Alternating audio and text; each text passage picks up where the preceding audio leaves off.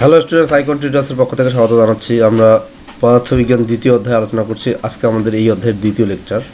আমরা আজকে আলোচনা করব স্কেলার রাশি এবং ভেক্টর রাশি। স্কেলার রাশিকে বলা হয় অদিক রাশি, ভেক্টর রাশিকে বলা হয় দিক রাশি। তো আমরা নাম দেখেই বুঝতে পারি যে অদিক রাশি বলতে আসলে কী বোঝাচ্ছে। অদিক কথাটার অর্থ মানে যার দিক নাই। স্কেলার রাশি হলো এই রাশিগুলোর মান আছে কিন্তু দিক নাই। এই রাশি প্রকাশের জন্য, এই রাশিগুলি প্রকাশের জন্য শুধু মান দরকার, দিকের দরকার নেই। আর ভেক্টর রাশি হলো যার মান এবং দিক আছে। ভেক্টর মানে হলো দিক রাশি, ভেক্টর রাশি মানে দিক রাশি। যে সকল রাশি প্রকাশের জন্য মান এবং দিক উভয়ই প্রয়োজন তাদেরকে বলা হয় ভেক্টর রাশি। আর যে সকল রাশি প্রকাশের জন্য শুধু মান প্রয়োজন, দিকের প্রয়োজন হয় না, তাদেরকে বলা হয় ভেক্টর রাশি। যেমন আমি একটা উদাহরণ দিই। যদি বলা হয় যে এখন কয়টা বাজে সময়, তাহলে আমরা বলবো হয় 7টা বাজে, না হয় 8টা বাজে, না হয় 10টা বাজে, এটা বলবো। কিন্তু এভাবে তো বলবো না যে 10টা উত্তর বা 10টা দক্ষিণ বা 10টা পশ্চিম, এগুলো কি বলবো না। এখন জাস্ট সময়টা কত সেটা বলবো। যদি বলা হয় যে এখনকার তাপমাত্রা কত, আমরা বলতে পারি 20 ডিগ্রি সেলসিয়াস বা 30 ডিগ্রি সেলসিয়াস, কিন্তু কখনোই বলবো না যে 20 ডিগ্রি উত্তর বা 20 ডিগ্রি দক্ষিণ, এটা কিন্তু বলবো না। 20 ডিগ্রি সেলসিয়াস উত্তর বা 20 ডিগ্রি সেলসিয়াস দক্ষিণ, এগুলো কি বলবো না। একইভাবে এখানে যে রাশিগুলো দেখতেছো, দৈর্ঘ্য, ভর, সময়, তাপমাত্রা, দ্রুতি, কাজ, শক্তি, এইগুলো হলো স্কেলার রাশি সব। এই রাশিগুলি প্রকাশের জন্য শুধু মান প্রয়োজন হয়, দিক প্রয়োজন হয় না। আবার দেখো, ভেক্টর রাশির উদাহরণ এখানে আছে। এই রাশিগুলো প্রকাশের জন্য মান এবং দিক উভয়ই প্রয়োজন হয়। যেমন বেগ, যে এখন একটা গাড়ি চলছে, কত বেগে চলছে, আমরা বললাম যে 10 মিটার পার সেকেন্ড বেগে চলছে। কিন্তু 10 মিটার পার সেকেন্ড বেগে চললে তার একটা দিক থাকবে, কিন্তু পূর্ব দিকে বা পশ্চিম দিকে বা দক্ষিণ দিকে এইভাবে চলছে, এরকম একটা দিক থাকবে। সরণ, একটা বস্তুর সরণ বলতে নির্দিষ্ট দিকে সে কত দূরত্ব অতিক্রম করলো সেটাই হলো তার সরণ। তাহলে এখানেও দিক থাকবে। ত্বরণটাও হলো, ত্বরণ সম্পর্কে আমরা পরে আলোচনা করব। এটা ভেক্টর রাশি, এটা ভেক্টর রাশি, এগুলো হলো ভেক্টর রাশি। ত্বরণ, বল, তড়িৎ প্রবাহ, এগুলো সব হলো ভেক্টর রাশি। কারণ এগুলো রাশি, এই রাশিগুলি প্রকাশের জন্য কী দরকার? মান দরকার এবং দিক দরকার, উভয়ই দরকার। কি বুঝতে পারছো? তাহলে এই রাশিগুলো প্রকাশের জন্য, স্কেলার রাশি প্রকাশের জন্য শুধু মান দরকার হয়, আর ভেক্টর রাশি প্রকাশের জন্য মান এবং দিক উভয়টাই প্রয়োজন হয়। ঠিক আছে, দেখো একটু এখন আমরা আলোচনা করবো স্কেলার ও ভেক্টরের মধ্যে পার্থক্য কী, স্কেলার রাশি এবং ভেক্টর রাশির মধ্যে পার্থক্য কী। তো আমরা ছক আকারে যদি পার্থক্য যেভাবে আমরা লিখি সেভাবে লিখবো।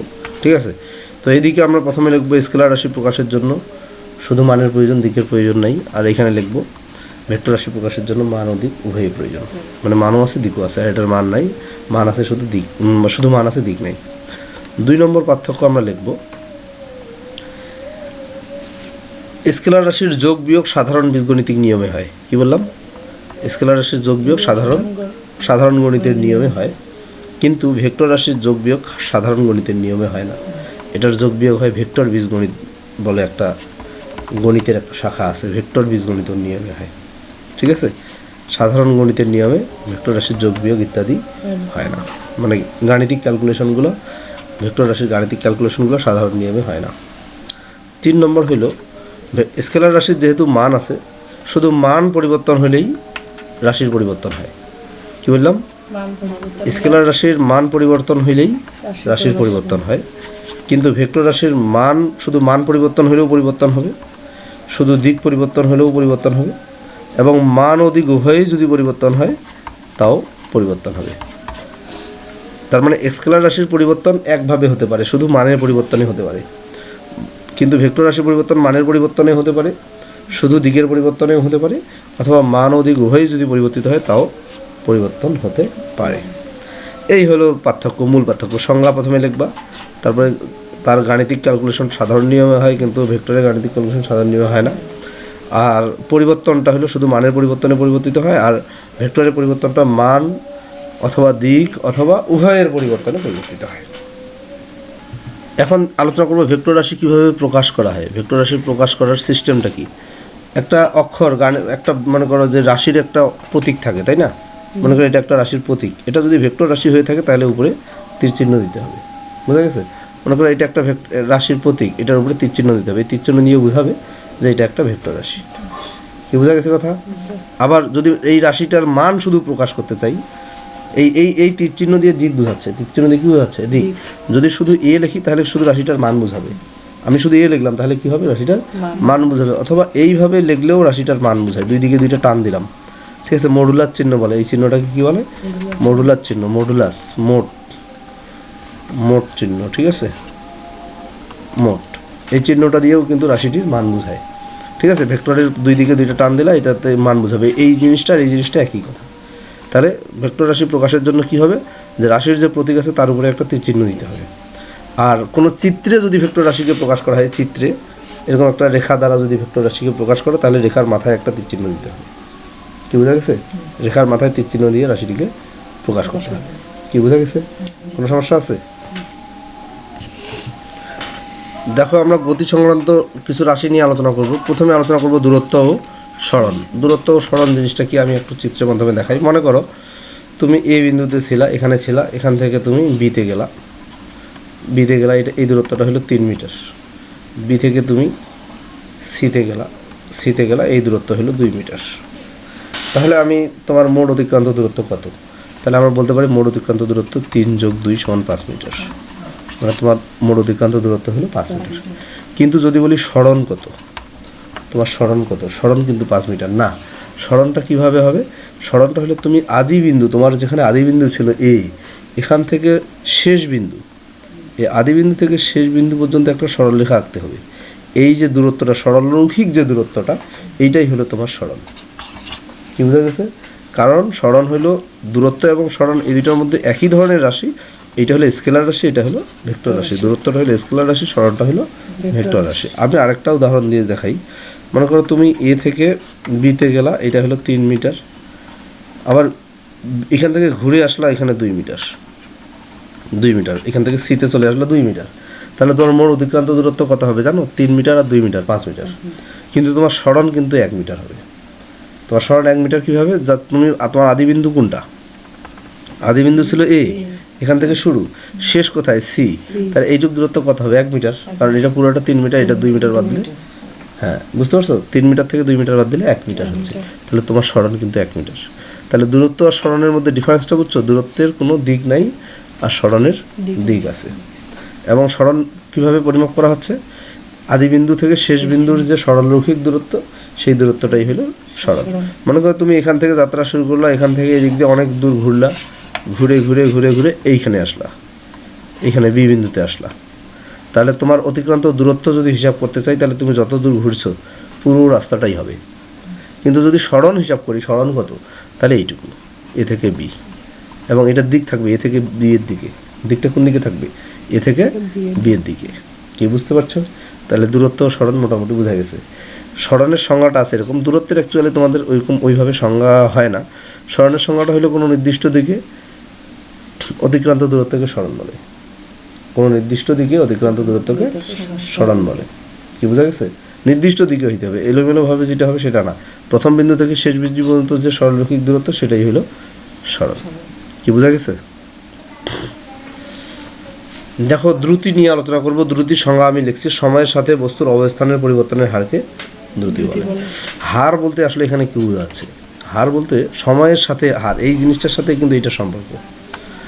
হার বলতে আসলে 1 সেকেন্ডে, হার বলতে 1 সেকেন্ডে বা একক সময়ে বা 1 ঘন্টায় বা 1 মিনিটে হতে পারে।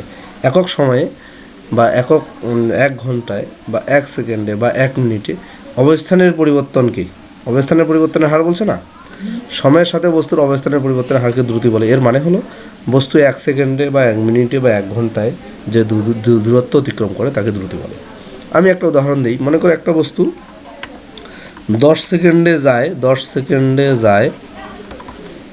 50 মিটার। 10 সেকেন্ডে যায় 50 মিটার ধরে নিলাম। তাহলে 1 সেকেন্ডে কত যায়? 1 সেকেন্ডে যায় 50 মিটার বাই 10, বুঝো নাই? মানে 1 সেকেন্ডে যাচ্ছে তাহলে 5 মিটার। 1 সেকেন্ডে যাচ্ছে 5 মিটার। কি বুঝতে পারছো? তাহলে 1 সেকেন্ডে যে 5 মিটার গেল, এটা আমরা কীভাবে বের করলাম? ভাগ করে, দূরত্বকে সময় দিয়ে ভাগ করে। তো 1 সেকেন্ডে যে দূরত্ব অতিক্রম করে তাকে দ্রুতি বলে। আমরা সংজ্ঞাটা এভাবেও বলতে পারি যে কোনো বস্তু 1 সেকেন্ডে যে দূরত্ব অতিক্রম করে তাকে দ্রুতি বলে। বোঝা গেছে কথা? তাহলে দ্রুতি বাইর করতে গেলে কি করতে হচ্ছে? দূরত্বকে সময় দিয়ে ভাগ। তাহলে দ্রুতি সমান হইল অতিক্রান্ত দূরত্ব বাই সময়। তাহলে দ্রুতি জিনিসটা বুঝছো? দূরত্ব বাই সময়, সহজভাবে যদি বলি দূরত্ব বাই সময়। তাহলে এখন আমরা দেখব দ্রুতির এককটা কি। দ্রুতির একক আমরা কিভাবে বের করব? দেখো, দ্রুতির একক। আচ্ছা, দ্রুতির একক, দ্রুতি সমান কি? দূরত্ব বাই সময় না? দ্রুতির একক সমান হলো দূরত্ব বাই সময় এর একক। বুঝছো না? দ্রুতির একক মানে হলো দূরত্ব বাই সময়ের একক। এখন দূরত্বের একক কি? মিটার, সময়ের একক হলো সেকেন্ড। আচ্ছা, মিটার এসটা নিচে আছে না, এসটা উপরে যা গেলে মাইনাস হবে, ইনভার্স হয়ে যাবে। তাহলে মিটার পার সেকেন্ড, দ্রুতির একক হলো কি? Meter per second. এই যে মাইনাস চিহ্ন থাকলে আমরা এইভাবে পড়বো, মিটার পার সেকেন্ড। কি বোঝা গেছে? তারপরে আমরা দ্রুতির মাত্রা নির্ণয় করি। দ্রুতির মাত্রা, দ্রুতি মানে কি? দূরত্ব বাই সময়, দূরত্বময় বাই সময়। তাহলে দ্রুতির মাত্রা সমান দূরত্ব বাই সময়ের মাত্রা, এইভাবে লিখতে হবে। দ্রুতির মাত্রা মানে হলো দূরত্ব বাই সময়ের মাত্রা। এখন দ্রুতিকে ভি দ্বারা প্রকাশ করা হয়। কি দ্বারা? ভি দ্বারা প্রকাশ করা হয়। ঠিক আছে?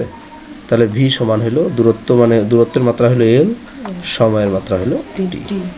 তাহলে এল, এই টিটা উপরে গেলে কি হলো? ইনভার্স পাওয়ার হয়ে গেল, এল টি ইনভার্স। মাত্রাগুলো তো আমরা আগেই পড়ছি, তাই না? যে দৈর্ঘ্যের মাত্রা এল না, দৈর্ঘ্য জাতীয় যত মাত্রা আছে সবগুলোর মাত্রা এল, যত রাশি আছে দৈর্ঘ্য জাতীয়, দৈর্ঘ্য, প্রস্থ, উচ্চতা, সরণ, তারপরে দূরত্ব, ব্যাস, ব্যাসার্ধ, এগুলো সবগুলোর মাত্রা হলো এল। আমরা শুধু পড়ছি যে দৈর্ঘ্যের মাত্রা এল, কিন্তু দৈর্ঘ্য জাতীয়, দৈর্ঘ্য প্রস্থ একই জাতীয় না, উচ্চতা একই জাতীয় কিনা, এদের সবার মাত্রা হলো এল আর একক হলো মিটার। ঠিক আছে? আচ্ছা, তাহলে দৈর্ঘ্যের একক হলো, মাত্রা হলো এল, সময়ের মাত্রা হলো টি, এল পার টি। আচ্ছা, যাই হোক, এইখানে কি হলো? ভি এর এখানে থার্ড ব্র্যাকেট কেন দিলাম? মাত্রা প্রকাশের সময় রাশিটিতে থার্ড ব্র্যাকেট দিতে হবে। এটাতে বোঝাচ্ছে যে ভি মানে হলো দ্রুতি, আর এটা মানে হলো দ্রুতির মাত্রা। এই যে দ্রুতির মাত্রা হলো এটা, কি বুঝছো জিনিসটা? দ্রুতির মাত্রা হলো এটা, বোঝা গেছে?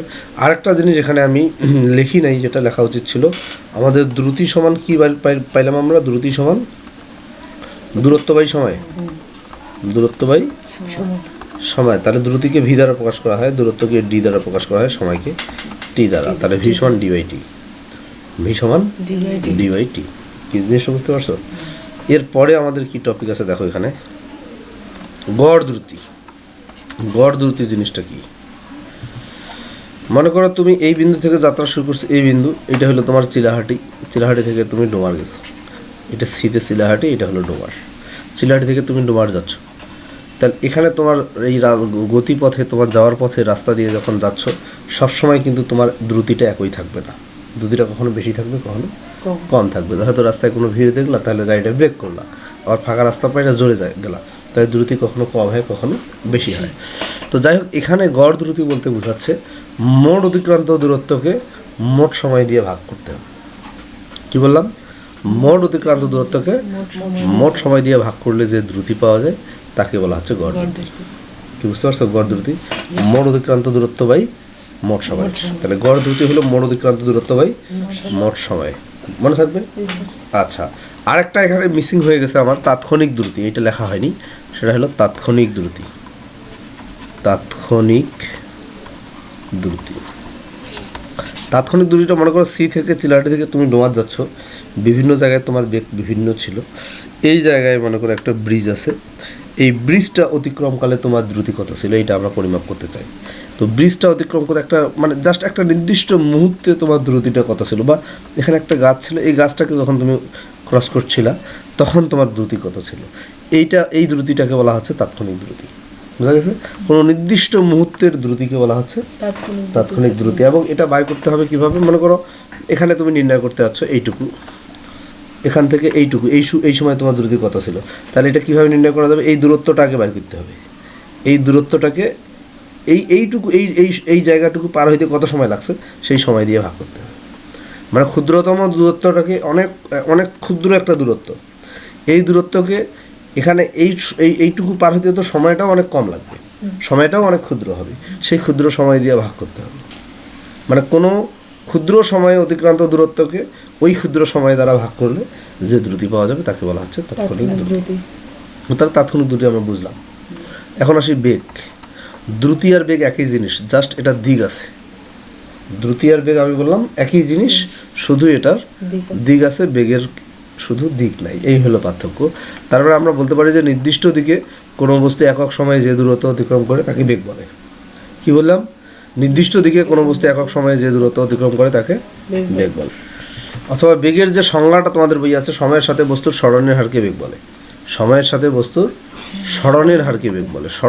সরণের মধ্যে কিন্তু দিক আছে, সরণের হারকে বেগ বলে। কার সাথে? সময়ের সাথে। তার মানে বেগ মানে হইল সরণ বাই সময়। সরণ বাই সময়। সরণকে তুমি যদি সময় দ্বারা ভাগ করো তাহলে বেগ পাবা। কি বোঝা গেছে? বেগ সমান তাহলে কি? সরণ বাই সময়। বেগ ভি, বেগকে ভি দ্বারা প্রকাশ করা হয়। আমি বলছি দ্রুতি আর বেগ একই জিনিস, ঠিক আছে? তাহলে সরণকে প্রকাশ করা হয় এস দ্বারা, সময়কে প্রকাশ করা হয় টি দ্বারা। তাহলে বেগ সমান হলো সরণ বাই সময়। কি বোঝা গেছে? আচ্ছা, এখানে তাহলে বেগের একক কি হবে? তাহলে বেগ হইল সরণ বাই সময়, ভি সমান এস বাই টি। আচ্ছা, যাই হোক, এখন বেগের একক। বেগের একক বেগ সমান কি? সরণ বাই সময় না? তার মানে এখানে লিখতে হবে সরণ বাই সময় এর একক। ঠিক আছে? সরণের একক কি? মিটার। সময়ের একক হলো সেকেন্ড। তার মানে বিষয়টা দাঁড়াইলো মিটার পার সেকেন্ড। তাহলে বেগের একক কত? Meter per second. ঠিক আছে? আচ্ছা, বেগের মাত্রা। বেগের মাত্রা এটা একইভাবে সরণ বাই সময় এর মাত্রা। তাহলে বেগের মাত্রা ভি, বেগকে ভি দ্বারাই প্রকাশ করা হয়, দ্রুতিকেও ভি দ্বারা প্রকাশ করা হয়। মাত্রা যখন প্রকাশ লিখবো আমরা এইভাবে থার্ড ব্র্যাকেট দিব। সরণের মাত্রা এল, সময়ের মাত্রা টি, মানে এল টি ইনভার্স, এটাকে বলে টি ইনভার্স। তাহলে একটা জিনিস লক্ষ্য করো, দ্রুতিরও মাত্রা মিটার পার সেকেন্ড ছিল, বেগেরও মাত্রা মিটার পার সেকেন্ড। এবং দ্রুতি এবং বেগ উভয়ের একক হইল মিটার পার সেকেন্ড, আর মাত্রাটা হইল এল টি ইনভার্স। ঠিক আছে? তারপরে দ্রুতি এবং বেগ একই ধরনের রাশি, শুধু ডিফারেন্স হলে একটি দিক আছে আর একটি দিক নাই। দ্রুতির দিক নাই আর বেগের দিক আছে। ঠিক আছে? দ্রুতি হলে স্কেলার রাশি, বেগ হলে ভেক্টর রাশি। এখন আলোচনা করব সুষম বেগ আর অসম বেগ। ঠিক আছে? সুষম বেগ মানে কি? যদি একই বেগে চলে, এটাকে বলা হচ্ছে সুষম। প্রতি সেকেন্ডে মনে করো এখান থেকে এখানে বস্তুটা যাচ্ছে, এখানে 1 সেকেন্ডে যত দূর গেল, পরের 1 সেকেন্ডেও তত দূর গেল, তারপরের 1 সেকেন্ডেও তত দূর গেল, মানে একই বেগে চলতেছে, এটাকে বলা হচ্ছে সুষম বেগ। আর অসম বেগটা কি? অসম বেগ হলো কখনো আসতে যাচ্ছে, কখনো জোরে যাচ্ছে, মানে বেগটা কখনো বাড়তেছে, কখনো কমতেছে, এটাকে হলো অসম বেগ। আবার অসম বেগ এভাবেও হতে পারে, মনে করো এখানে 5 মিটার পার সেকেন্ড বেগে যাচ্ছে, 5 মিটার পার সেকেন্ড বেগে যাচ্ছে, এ থেকে বিতে গেল, আবার বি থেকে সিতে এখানে বেগটা কমে 4 মিটার পার সেকেন্ড হলো, তাহলে এটা অসম বেগ হলো। আচ্ছা, অথবা এরকমও হতে পারে, এ থেকে বিতে গেল 5 মিটার পার সেকেন্ড বেগে, এখানে দিকটা পরিবর্তন করে এইদিকে বি থেকে সির দিকে যাচ্ছে, এইদিকেও 5 মিটার পার সেকেন্ড বেগে যাচ্ছে।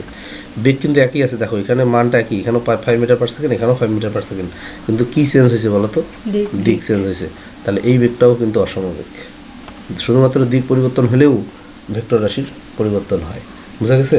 তাহলে এখানে একই দিকে যাচ্ছে, কিন্তু মান চেঞ্জ হওয়ার কারণে এটা অসম বেগ। এখানে একই বেগে যাচ্ছে, একই মান একই আছে, কিন্তু এখানে দিক পরিবর্তন হওয়ার কারণে এটা অসম বেগ। ঠিক আছে? মান একই থাকার পরেও যদি দিক ভিন্ন হয় তাহলে সেটা অবশ্যই অসম বেগ। তাহলে সুষম বেগ, অসম বেগ বোঝা গেছে। এখন আমরা আলোচনা করব ত্বরণ। ত্বরণ জিনিসটা কি? মনে করো এই বিন্দুতে একটা বস্তু আছে, এটা যাচ্ছে এখন 5 মিটার পার সেকেন্ড বেগে যাচ্ছে, বেগটা কিন্তু আস্তে আস্তে বাড়তেছে, তার বেগটা আস্তে আস্তে বাড়তেছে, বি বিন্দুতে গিয়ে পৌঁছলো, বি বিন্দুতে গিয়ে তার বেগ হয়ে গেল 50 মিটার পার সেকেন্ড। বোঝা গেছে কথা? প্রথমে তার বেগ ছিল 5 মিটার পার সেকেন্ড, শেষে তার বেগটা হলো 50 মিটার পার সেকেন্ড। বেগ কিন্তু বাড়লো। এই যে বেগ বাড়লো, কত বাড়লো বলো তো? 50 থেকে 5 বিয়োগ করো, 45 মিটার পার সেকেন্ড বেড়ে গেছে, এই পরিমাণ বাড়ছে। কি বুঝতে পারছো?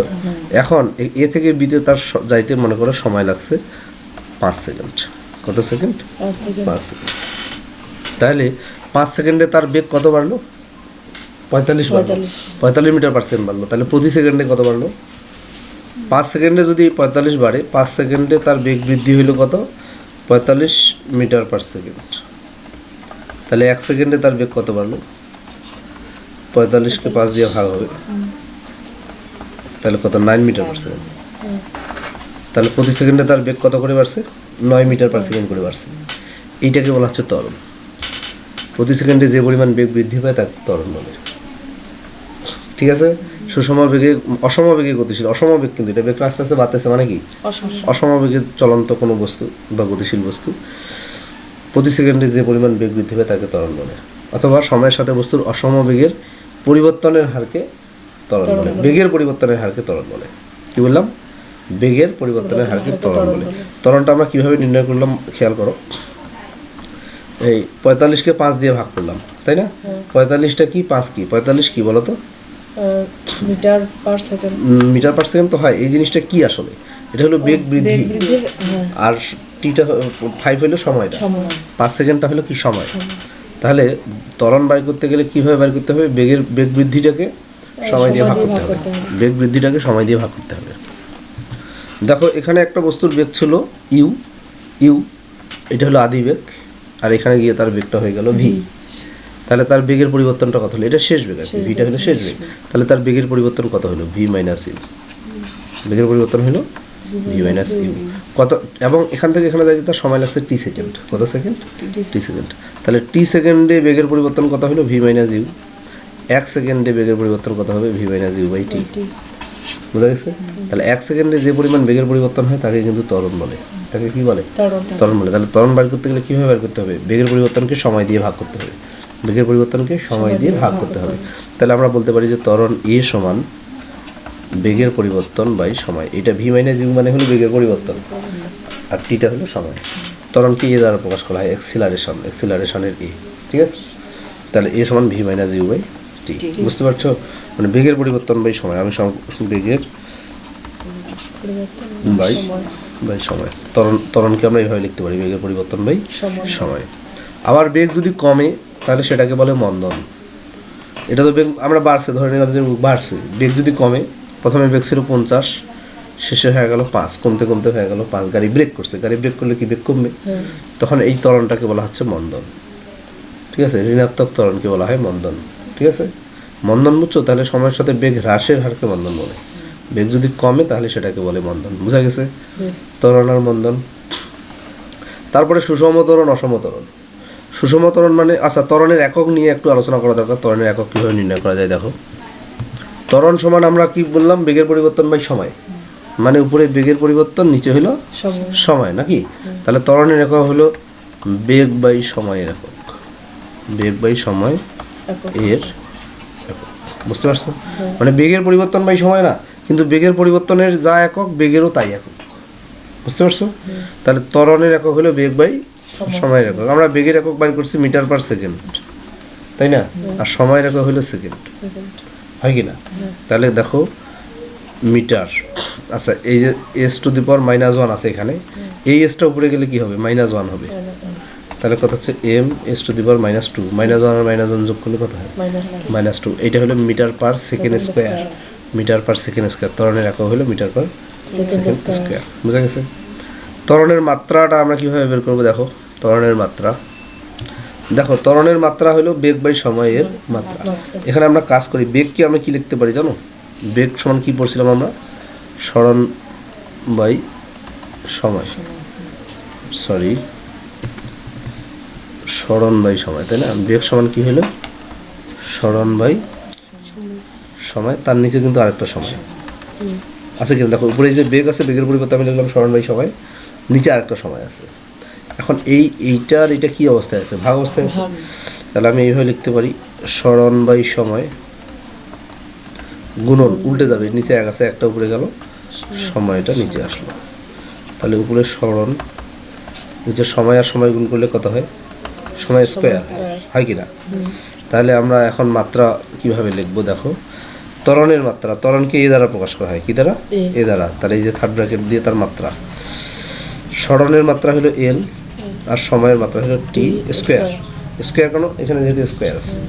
আচ্ছা এল, দেখো এল টি ইনভার্স 2, এই যে টির উপরে স্কোয়ার আছে, এটা উপরে গেলে টি ইনভার্স 2 হয়ে গেল। তার মানে এটা হলো ত্বরণের মাত্রা। কি বোঝা গেছে? ত্বরণের মাত্রা নির্ণয় করতে পারবা। আচ্ছা এখন আসি সুষম ত্বরণ, অসম ত্বরণ। সুষম ত্বরণ হলো বেগ যদি একই হারে বৃদ্ধি পায় তাহলে সেটাকে বলে সুষম ত্বরণ। সময়ের সাথে বেগ বৃদ্ধির হার যদি একই থাকে তাহলে তাকে বলে সুষমতরণ। অসমতরণ হলো বেগ বৃদ্ধির হার যদি পরিবর্তন হয়, কখনো বেগটা আস্তে বাড়তেছে, কখনো ধীরে বাড়তেছে। বেগের পরিবর্তনটা যদি ঠিক একইভাবে না হয়, একই হারে না হয়, তাহলে সেটাকে বলে অসমতরণ। সমতল। তাহলে সময়ের সাথে বেগ বৃদ্ধির হার বা বেগ পরিবর্তনের হার যদি একই থাকে, তাহলে সেটাকে বলে সুষমতরণ। এবং সময়ের সাথে বস্তুর বেগ পরিবর্তনের হার যদি পরিবর্তিত হয় বা বিভিন্ন হয়, তখন তাকে বলে অসমতরণ। তাহলে সুষমতরণ অসমতরণ বোঝা গেছে নাকি? Yes, sir. যাই হোক, এই ভিডিওতে আমাদের এগুলোই থাকবে। আমরা পরবর্তী ভিডিওতে গতি সংক্রান্ত যে রাশি আছে, গতির সমীকরণ আছে, সেই সমীকরণগুলো নিয়ে আলোচনা করব।